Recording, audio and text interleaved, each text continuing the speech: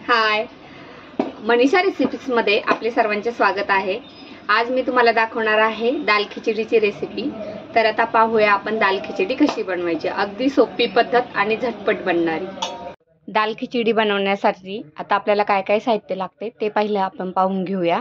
तर मी घेतलेले आहे तांदूळ।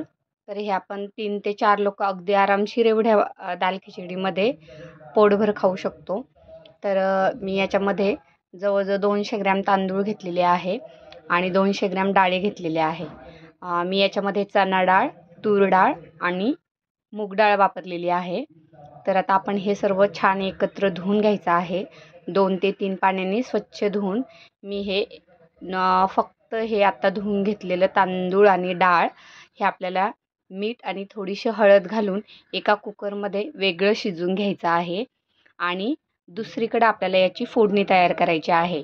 म्हणजे इकडं आपण वेगळं शिजवलं की आपल्याला तो भातही चांगला व्यवस्थित फेटून घेता येतो आणि फोडणीनंतर वरून घालायलाही तो बरा पडतो। आता मी हे छोट्या कुकरमध्ये घातले। तुम्ही मोठ्या कुकरमध्ये घातलं तर जास्त पाणी लावूनही शिजवलं तरी चालेल। माझा मोठा कुकर आता रिकामा नाही आहे म्हणून मी हा छोटा कुकर लावलेला आहे। तर आता एका कढईमध्ये छान आपण तूप किंवा तेल तुमच्या आवडीप्रमाणे घालू शकता। तर माझं शक्यतो वरण किंवा दाल खिचडीला तूपच असतं। तर मी तूप घातलेलं आहे।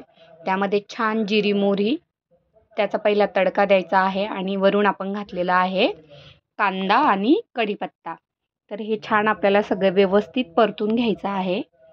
छान कांदा गुलाबी रंग येऊपर्यंत आपल्याला परतून घ्यायचा आहे आणि यावरच आपण वरून टोमॅटोही घालून घेणार आहे। तर हे छोटे 2 कांदे आणि 1 टोमॅटो असं आपण प्रमाण घेतलेलं आहे। आणि आता छान हिरवे बाजारात वाटाणे आहे तर मी थोडेसे वाटाणेही याच्यामध्ये घालून घेतलाय आणि चिरलेली कोथिंबीरही घातलेली आहे।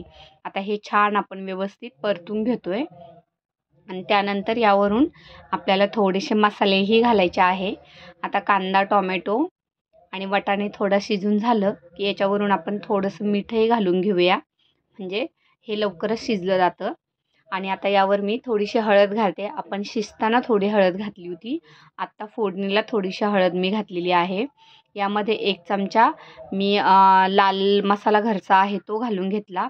1 चमचा आपल्याकडं धनापूड आहे ती मी घालून घेतलेली आहे आणि थोडंसं हिंगही यामध्ये घालायचं आहे।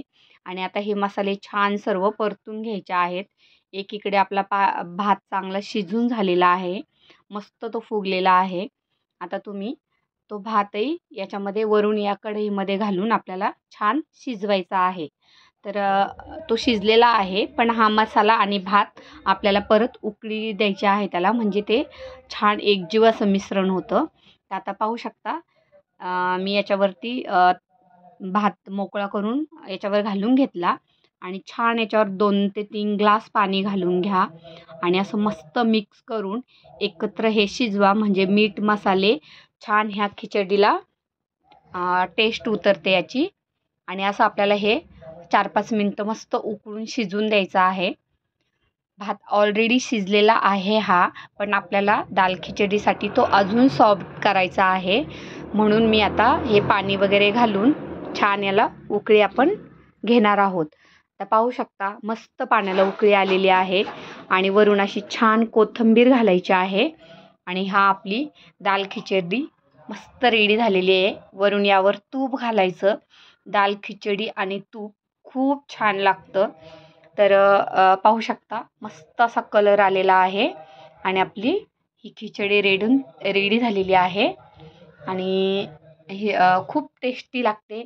याच्यासोबत तुम्ही लोणचं पापड चटणी असं तुमच्या आवडीप्रमाणे तुम्ही काहीही खाऊ शकता।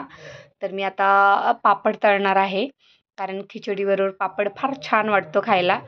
तर आता मी लोखंडाच्या कढईत असल्यामुळे ती वेगळ्या टोपात काढून घेतलेली आहे, नाहीतर लोखंडामुळे कधी कधी भाज्या काळ्या पडतात म्हणून आपण त्या लगेच वेगळ्या याच्यात काढून घ्यायच्या आहे। आता मी एकीकडे पापड तळून घेतलेले आहे आणि अशी अप्रतिम पापड आणि आपली दाल खिचडी रेडी झालेली आहे। आता गरमागरम मस्त आपण ती खाणार आहोत। तुम्ही या पद्धतीने ट्राय करा आणि एकदम सोपी पद्धत आहे आणि टेस्टीही लागते। त्यामुळे या पद्धतीने कुणीही बनवेल अशी ही रेसिपी आहे. तर मी आता सर्व पापड असे तयार करून घेतलेले आहे आणि छान आपली दाल खिचडी आणि गरमागरम पापड रेडी झालेले आहे. तर आता आपण ते एन्जॉय करणार आहोत. आम्ही आता ते खाणार आहे. तुम्ही या पद्धतीने बनवा. माझा व्हिडिओ आवडला लाईक करा, शेअर करा, सबस्क्राईब करा. मित्रमैत्रिणींना पण शेअर करत जा आणि माझे नवनवीन व्हिडिओ नेहमी पाहत जा. माझी प्लेट आता सजलेली आहे आणि आता आम्ही ते छान एन्जॉय करणार आहोत. तर भेटूया पुढच्या व्हिडिओमध्ये. व्हिडिओ पाहिल्याबद्दल सर्वांचे धन्यवाद. Bye bye.